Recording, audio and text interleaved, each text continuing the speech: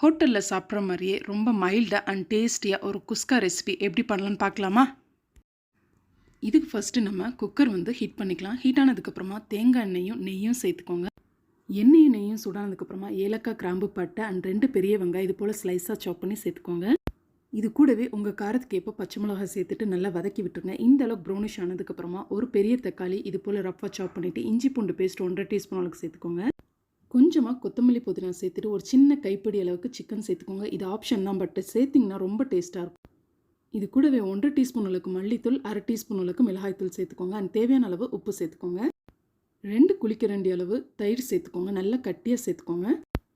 இப்போ எல்லாம் நல்லா ஒரு தடவை மிக்ஸ் பண்ணதுக்கப்புறமா 1/2 லெமன் ஜூஸ் சேர்த்துக்கோங்க. அண்ட் ஃபைனலாக ஏலக்காய், கிராம்பு, பட்டைத்தூள் நம்ம அரைச்சி வச்சுருப்போங்களா, அதுலேருந்து ஒரு 1/2 டீஸ்பூன் அளவுக்கு சேர்த்துட்டு இந்த டிஷ்க்கு எவ்வளோ தண்ணி வேணுமோ அந்தளவுக்கு சேர்த்துருங்க.